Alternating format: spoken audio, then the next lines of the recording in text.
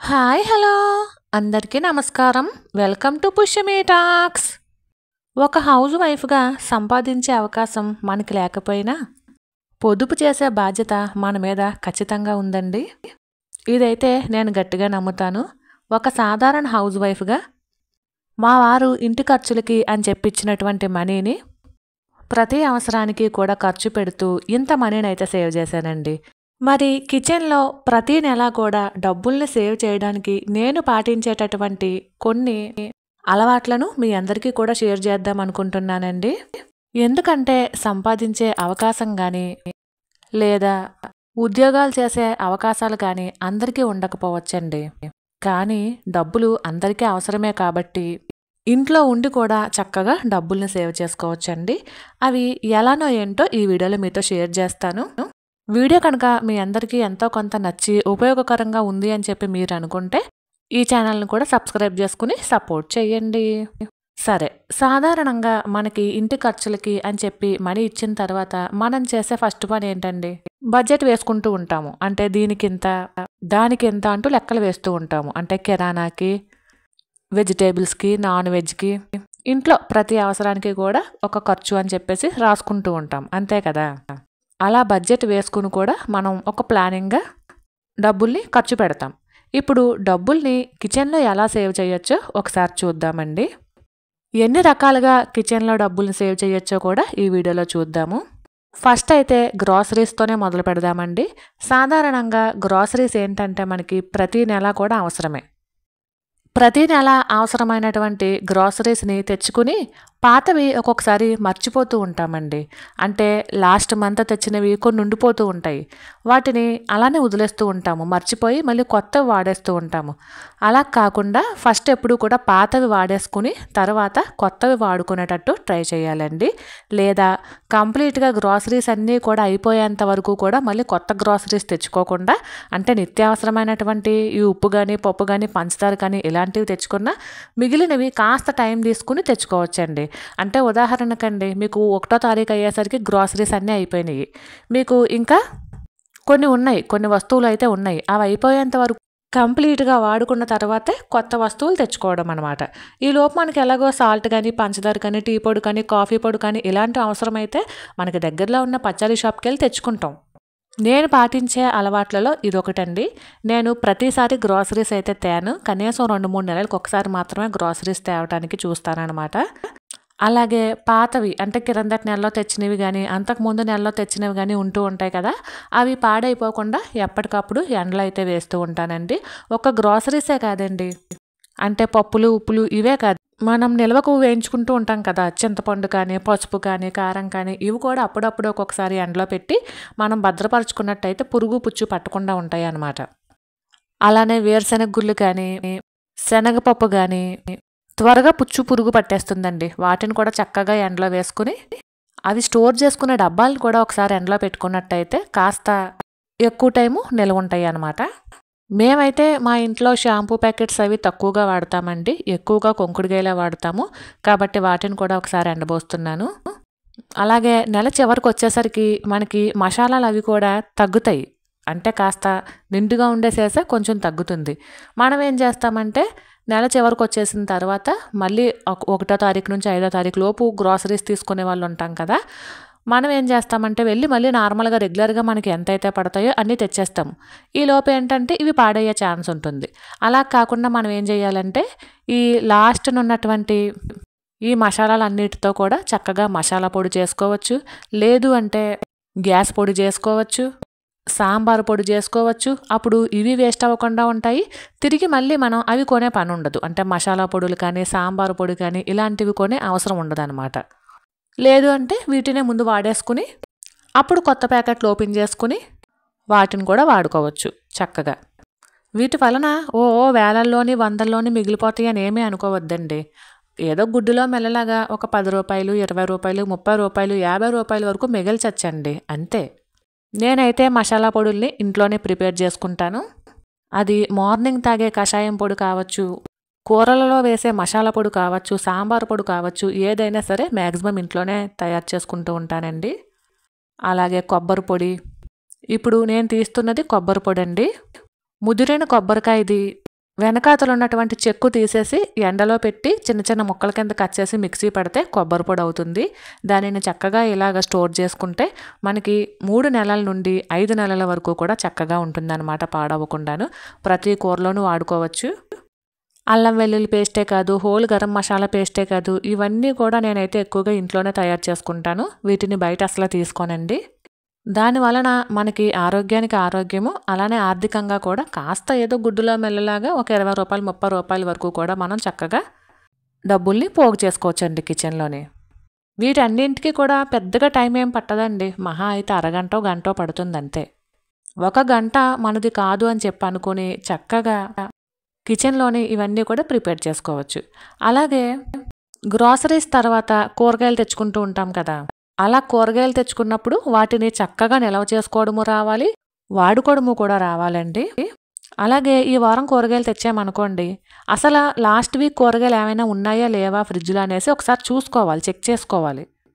ముందు last week కూరగాయలు ఏమైనా ఉన్నట్లయితే ఈ వారం ఫస్ట్ అవి వాడేసుకుని తర్వాత ఈ కొత్తగా తెచ్చుకున్నటువంటి కూరగాయల్ని వాడుకోవచ్చు అనమాట. నేనైతే అలానే ఫాలో అవుతానండి. అలానే మనకి ఎంత అవసరమో అన్నీ తెచ్చుకోవాలండి. ఆఫర్లో ఉన్నాయని, ఎక్కువ వస్తున్నాయి అని చెప్పి ఎక్కువ కొనేసుకున్నాం అనుకోండి, ఈ కూరగాయలు త్వరగా పాడయ్యే ఛాన్స్ ఉంటుంది. అదే గ్రాసరీస్ అనుకోండి, 1 నెల నిలవ ఉంటాయి. కాకపోతే ఏంటంటే నిలవ ఉన్నప్పటికీ మళ్ళీ వచ్చే నెల కూడా మనం గ్రాసరీస్ కొంటాం కాబట్టి కొంచెం ఆలోచించుకుని మనకి ఎంత అయితే పడతాయో అంతే కొనుక్కోవాలండి. కూరగాయల తర్వాత ఫ్రూట్స్ కొనుక్కుంటూ ఉంటాం కదా, ఫ్రూట్స్ కూడా అంతే. ఏ ఒక్కటి కూడా పాడవకుండా పుచ్చిపోకుండా చూసుకోవాలి. ఫ్రూట్స్ అయినా కూరగాయలైనా కిరాణా సరుకులైనా ఏవైనా సరే కిచెన్లో పాడవకుండా ప్రతిదీ కూడా వాడుకోగలగాలి. అలానే మంచిగా కూరగాయలు కానీ ఫ్రూట్స్ కానీ మంచిగా ఉన్నప్పుడే తినగలగాలండి.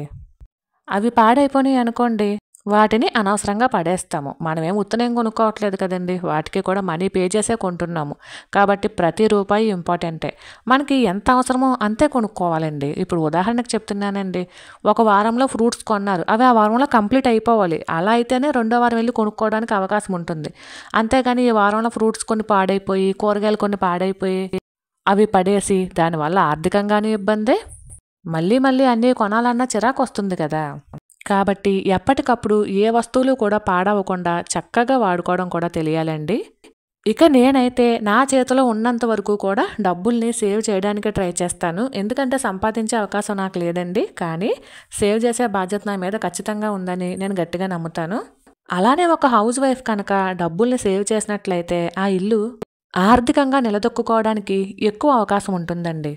ఎవరేమనుకున్నా పర్లేదండి, ఖర్చులు కొంచెం మగవాళ్ళ కన్నా ఆడవాళ్ళకే ఎక్కువండి. ఈ విషయం అందరికీ తెలిసినప్పటికీ ఎవరు ఒప్పుకోని నిజం, అంతే కదా. నా చేతిలో అవకాశం ఉన్నంత వరకు కూడా డబ్బుల్ని ఎక్కువగా నేను దాచుకోవడానికే ట్రై చేస్తానండి.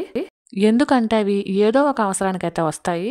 మన చేతిలో ఉన్నంత వరకు కూడా మనం చక్కగా డబ్బుల్ని సేవ్ చేయకపోవచ్చు డైరెక్ట్గాను, కానీ ఇండైరెక్ట్గా కూడా మనం డబ్బుల్ని ఆదా చేసినటువంటి అవకాశాలు మనకి చాలా ఉంటాయండి. ఇప్పుడు నేను మీకు కర్బూజా పప్పు అయితే తీసి చూపించాను కదా, ఇది బయట కొంటే 20 రూపాయలు 30 రూపాయల ప్యాకెట్ ఉంటుందండి. మనం కర్బూజా జ్యూస్ తీసుకున్నప్పుడు చక్కగా ఆ పప్పును కూడా తీసుకుని మనం వాటితో స్నాక్స్ అవి చేసుకోవచ్చు. ఇక తర్వాత విషయం ఏంటంటే, మనం స్నాక్స్ ఎక్కువగా బయట కొంటూ ఉంటాము. అలా కాకుండా ఇంట్లో ఉన్న వస్తువులతోనే చక్కగా స్నాక్స్ చేసి పెట్టామనుకోండి, పిల్లలు ఆరోగ్యంగా ఉంటారు. అలానే మన ట్రెడిషనల్ ఫుడ్డు మనము మన పిల్లలకి నేర్పించినట్టు ఉంటుంది, ఈ మైదా పిండి వాటికి దూరంగా ఉంచినట్టు ఉంటుంది, డబ్బులు కూడా సేవ్ చేసినట్టు ఉంటుందండి. ఎందుకంటే మనం బయట ఒక 4 సున్నుండలు కొనాలనుకోండి, ఎంత పెట్టాలండి, ఒక 50 రూపాయలు పైనే పెట్టాలి.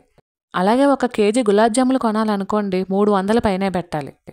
అవి మనం ఇంట్లోనే ప్రిపేర్ చేసుకుని చక్కగా మనం మన పిల్లలకు పెట్టామనుకోండి, 1కి 2 తిన్నా కూడా ఇంట్లో చేసుకున్నవే కాబట్టి ఆరోగ్యంగానూ ఉంటారు.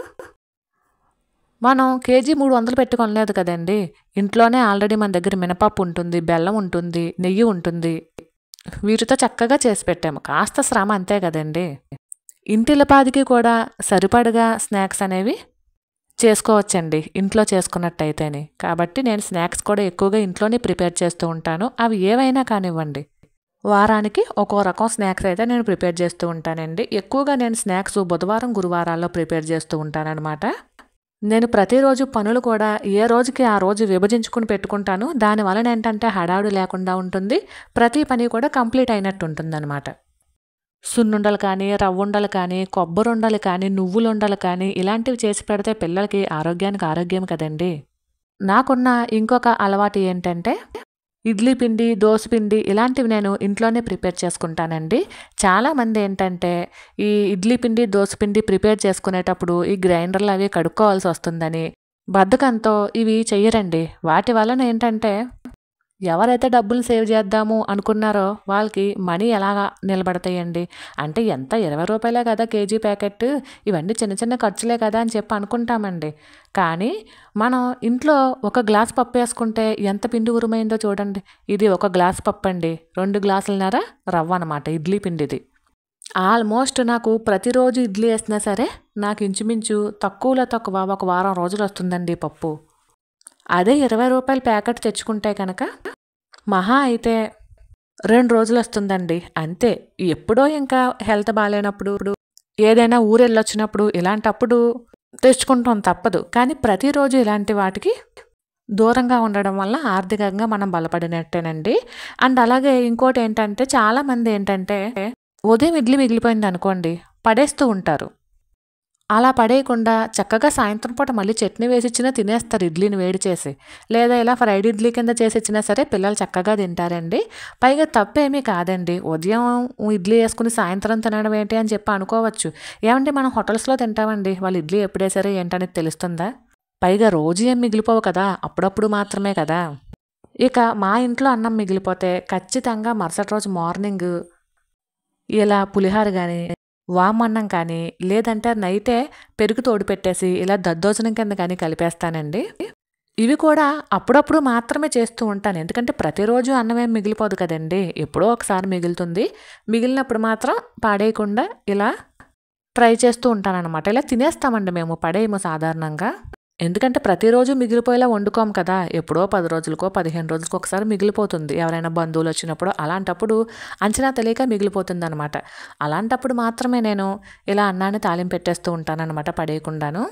మనలో చాలామంది ఏంటంటే అలా అన్నాన్ని ఉదయం తినకూడదు, ఆరోగ్యానికి మంచిది కాదు అని చాలామంది అనుకుంటారండి. నిజమే, కానీ మనం ప్రతిరోజు తినం, ఆరోగ్యానికి మంచిది కాదు, కరెక్టే.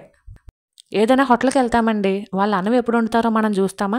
రీసెంట్గానే నేను మొన్న టీవీలో చూశానమాట. ఏదో హోటలు వాళ్ళైతే కుళ్ళిపోయిన చికెన్ రైస్ని కూడా 2-3 రోజులు ఫ్రిడ్జ్లో పెట్టి మరీ అప్పటికప్పుడు వేడి చేసి సర్వ్ చేస్తూ ఉన్నారట. వాటితో పోల్చుకుంటే మనం ఇంటి దగ్గర శుభ్రంగా వండుకుంటామండి. కాకపోతే ఒక్కొక్కసారి మిగిలిపోతూ ఉంటుంది. అలాంటప్పుడు పడేసుకునే కన్నా చక్కగా ఇలా తాలింపు పెట్టుకుని మంచిగా ఇంటిల్లిపాది తినచ్చు కదా. పైగా ఆ రైస్ని పండించడానికి రైతు ఎంత కష్టపడతాడో, ఆ రైస్ని మనం కొనుక్కొని తెచ్చుకోవడానికి మనము కూడా నెలంతా అంతే కష్టపడాలి కదండి, ఊరికనే ఇవ్వరు కదా. ఇక నాకున్న అలవాట్లలో ఇంకొకటి ఏంటంటే బట్టలు ఉతకడం అండి. నేను మ్యాక్సిమము వాషింగ్ మిషన్లో వేయకుండానే బట్టలు ఉతుకుతాను. ఒక్క సోమవారం మాత్రమే వాషింగ్ మిషన్ వాడతానండి. ఎందుకంటే అప్పుడు దుప్పట్లు, బెడ్షీట్స్ ఇవి ఉంటాయి కాబట్టి సోమవారం మాత్రమే నేను వాషింగ్ మిషన్ వేస్తాను. మిగిలిన టైంలో మ్యాక్సిమం నేను చేత్తోనే ఉతుక్కోవడానికి ట్రై చేస్తాను. ఎప్పుడైనా హెల్త్ బాగాలేనప్పుడు లేదా ఊరెళ్ళొచ్చినప్పుడు ఇలాంటప్పుడు మాత్రమే వాషింగ్ మిషన్ వాడతానండి. లేదంటే మ్యాక్సిమం చేతులతోనే ఉతుక్కుంటాను. దానివలన ఏంటంటే నాకు ఎక్సర్సైజ్ అయినట్టుంటుంది, బట్టలు కూడా చక్కగా వదులుతాయి, కరెంటు బిల్లు తగ్గుతుంది, నీళ్ళు తక్కువ పడతాయి, నాకు టైంపాస్ అవుతుంది. ఈ టీవీ సీరియల్స్ కానీ, ఫోన్ చూడడం కానీ ఇలాంటి వాటికి టైం వేస్ట్ చేయక్కర్లేకుండా చక్కగా నా పని నేను చేసుకోవచ్చు అనమాట. వీటితో పాటు నేను చేసుకున్న ఇంకొక అలవాటు ఏంటి అంటే వాటర్ అది వేస్ట్ అవ్వకుండా చూసుకోవడం అండి. పిల్లలు ఏంటంటే స్కూల్ బస్ వచ్చేస్తుంది అన్న హడావిడిలో ఒక్కొక్కసారి ట్యాప్స్ అవి ఆఫ్ చేయడం మర్చిపోతారు, లేదా ఆపినా కంప్లీట్గా ఆపరు. వాటి వలన వాటర్ వేస్ట్ అవుతాయి. అలానే లైట్స్, ఫ్యాన్లు ఇవన్నీ కూడా వేసేసి వెళ్ళిపోతూ ఉంటారు. మనమే వాటిని చెక్ చేసుకుని చక్కగా ఆపేసుకోవాలి. దానివలన కరెంటు బిల్లు ఆదా అవుతుంది. అలానే వాటర్ వేస్ట్ అవ్వకుండా ఉండడం వలన వాటర్ బిల్ కూడా ఆదా అవుతుంది. పైగా అమ్మమ్మ ఎప్పుడూ చెప్తూ ఉంటుందండి, నీళ్లు వృధాగా పోవడం వలన డబ్బులు ఎక్కువ ఖర్చు అవుతాయి అని చెప్పి అమ్మమ్మ ఎప్పుడూ చెప్తూ ఉంటుంది. ఇక పిల్లలు స్కూల్కి వెళ్ళిన తర్వాత, హస్బెండ్ ఆఫీస్కి వెళ్ళిన తర్వాత నేనైతే మొత్తం కిటికీ డోర్స్ అన్నీ ఓపెన్ చేసేస్తానండి. అలానే లైట్లు, ఫ్యాన్లు అన్నీ కూడా ఆపేస్తానమాట. చక్కగా మాకు అవకాశం ఉంది కాబట్టి కిటికీలోంచి మంచిగా వెలుతురు వస్తుంది, అలానే చక్కటి గాలి కూడా వస్తుంది. దానివలన నాకు కొంచెం కరెంట్ బిల్ కూడా తగ్గుతుందండి. ఒక్క వేసవికాలం మాత్రమే మాకు 1000 రూపాయలు 1200 అలా వస్తుంది కరెంటు బిల్ అనేది. మిగిలిన టైంలో మ్యాక్సిమం 500కి తక్కువలో రావడానికి నేను ట్రై చేస్తూ ఉంటానండి. ఒక్కొక్కసారి 600 700 వచ్చినా మ్యాక్సిమం 500 లోపే రావడానికి నేను ఇలాంటివన్నీ కూడా పాటిస్తూ ఉంటానండి. ఎందుకంటే ఈ పప్పు రుబ్బడం కానీ, చట్నీలు చేయడం కానీ, జ్యూసులు చేయడం కానీ ఇలాంటి వాటిలో మనం కరెంటు బిల్లుని తగ్గించలేము. ఎందుకంటే ఇంకా అవి మనకి తప్పదు. ఈ రోళ్ళు, రోకళ్ళు ఇలాంటివి యూజ్ చేయడం కూడా సాధారణంగా ఇప్పటి తరానికి రాదు కాబట్టి వచ్చిన అవన్నీ వేసుకుని వాళ్ళు ఉండే చోట అంటే రెంట్ హౌసుల్లో అలాంటివన్నీ కుదరవు కాబట్టి మనకి ఈ ఎలక్ట్రికల్ వస్తువులకు వాడక తప్పదు. కాబట్టి వాటిలో మనం కరెంటు బిల్లుని ఆదా చేయలేమండి. కానీ చక్కగా ఇలా తలుపులు తీసుకుని పెట్టుకుంటే మంచిగా వెలుతురు వస్తుంది, చక్కటి గాలి వస్తుంది. అంటే మాకు అవకాశం ఉంది కాబట్టి. అందరికీ ఇదే అవకాశం ఉంటుందని నేనైతే చెప్పనండి. మాకు అవకాశం ఉంది కాబట్టి నేను కరెంటు బిల్లుని ఇలా తగ్గించడానికి ట్రై చేస్తాను. బట్టలు అవి చక్కగా చేత్తో ఉతికేసుకున్నాను అనుకోండి, నాకు వాషింగ్ మిషన్ కరెంటు బిల్లు కూడా తగ్గుతుంది అని చిన్న ఆశ అంతేనండి. ఏదో 100లో 1000లో కరెంటు బిల్లు తగ్గకపోవచ్చు కానీ 10లో 50లో తగ్గించవచ్చు కదా. నేనైతే వారానికి ఒక్కసారి మాత్రమే వాషింగ్ మిషన్ యూజ్ చేస్తానండి. సోమవారం మాత్రమే. అది కూడా దుప్పట్లు, బెడ్షీట్స్ వేయడానికి, అలానే మా వారు జీన్స్ ప్యాంట్స్ వేయడానికండి. ఎందుకంటే ఆ ప్యాంట్లు గుంజేటప్పుడు మాత్రం వామ్మో నడుము పట్టేస్తుందండి. అలానే ఈ దుప్పట్లు కానీ, బెడ్షీట్లు కానీ గుంజేటప్పుడు నడుము అయితే పట్టేస్తుంది. కాబట్టి సోమవారం అయితే మాత్రం కంపల్సరీ వాషింగ్ మిషన్ వేస్తాను. అలానే బయటికి అంటే ఏ ఊరైనా వెళ్ళి వచ్చినప్పుడు కూడా నేను వాషింగ్ మిషన్ వాడతానండి. లేదంటే చేత్తోనే చక్కగా బట్టలు ఉతుక్కుంటాను. అలాగే మా పాప ఇంటి దగ్గర ఉన్నప్పుడు స్కిన్ కేర్ అని, హెయిర్ కేర్ అని దానికి కూడా ఒక 2-3 అవర్స్ వీటిపైనే ఫోకస్ ఉండేటట్టు ట్రై చేస్తానండి. లేదనుకోండి వాళ్ళు టీవీ వేసుకోవడం లేదంటే ఫోన్ చూస్తూనే గడిపేస్తూ ఉంటారు. అలా కాకుండా వాళ్ళకి టైంపాస్ అయ్యేవి ఇలాగ కనుక మనం స్కిన్ కేర్ అని, హెయిర్ కేర్ అని పెట్టామనుకోండి చక్కగా వాళ్ళకి తెలుస్తుంది. ప్రతిరోజు సబ్బులతో పోరాటం చేసినా అప్పుడప్పుడు సున్నిపిండి కూడా పెట్టుకోవడం మంచిదేనని వాళ్ళకు కూడా తెలుస్తుందండి. వీటితో పాటు చక్కగా మా ఫ్యామిలీ అంతా కూర్చుని అష్టాచమ్మాలు ఆడతాము, షటిల్ ఆడతాము, క్యారమ్ బోర్డు ఆడతాము. ఇలా దీనివలన ఏంటంటే పిల్లలతో మనకు కూడా టైం స్పెండ్ చేసినట్టు ఉంటుంది కాబట్టి ప్రతి వారము ఇలా ఫ్యామిలీతో టైం స్పెండ్ చేయడానికి ట్రై చేస్తామండి. దానివలన బయటికి వెళ్ళేటటువంటి ఖర్చు కూడా తగ్గుతుంది. అలా అని చెప్పి బయటికి వెళ్ళరా అని మీరు అనుకోనవసరం లేదు. ఖచ్చితంగా నెలకొకసారి బయటికి వెళ్ళే ప్రోగ్రాం పెట్టుకుంటాము. పాపను బయటికి తీసుకెళ్ళి ఏమైనా కొనిపెట్టే ప్రోగ్రాం పెట్టుకుంటాము. మిగిలిన 3 వారాలు మాత్రం ఇంట్లోనే టైం స్పెండ్ చేసేటట్టు ట్రై చేస్తామన్నమాట. దానివల్ల కూడా ఖర్చు తగ్గుతుంది, ఇంట్లో అందరితో కూడా టైం స్పెండ్ చేసినట్టు కూడా అవుతుంది. ఇక పండుగలు కానీ, పూజలు కానీ ఇలాంటివి వచ్చినప్పుడు నాకు ఎంతవరకు అవసరమో అంతవరకునే కొనుక్కుంటానండి. నా బడ్జెట్లోనే కొనుక్కుంటాను. ఇంకా సింపుల్గా చెప్పాలంటే ఒక 2000లో నేను షాపింగ్ చేద్దామని అనుకుంటే 1500లోనే షాపింగ్ కంప్లీట్ అయ్యేటట్టు ట్రై చేస్తానన్నమాట.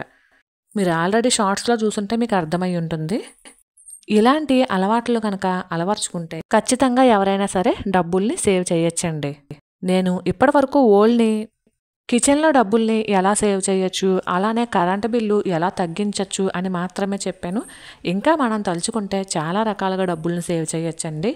అనవసరమైన వస్తువుల్ని కొనుక్కోకుండా, ముఖ్యంగా ఆఫర్స్లో ఉన్నాయని చెప్పి కొనకుండా, అలాగే అమెజాన్ కానీ, మీషో కానీ, ఫ్లిప్కార్ట్ కానీ ఇందులో కూడా ఆఫర్స్ బాగున్నాయని చెప్పి అక్కర్లేని వస్తువులన్నీ కొనేయకుండా ఉంటే చక్కగా మనం మనీని దాచుకున్నట్టే, చాలా డబ్బుని సేవ్ చేసినట్లే అవుతుందండి. మరి ఈ నెల అంతా ఇన్ని రకాలుగా నేను డబ్బులను అయితే సేవ్ చేశానమాట. ఇదంతా ఎంతో తెలుసా అండి? 6719 రూపాయలండి. ఈ మాత్రం సేవ్ చేయడానికి ఇంతలా కష్టపడాలా అని అనుకునే వాళ్ళు ఉంటారండి. ఈ మాత్రం డబ్బులు సేవ్ చేయకుండా ఖర్చు పెట్టే వాళ్ళు కూడా చాలామంది ఉన్నారండి.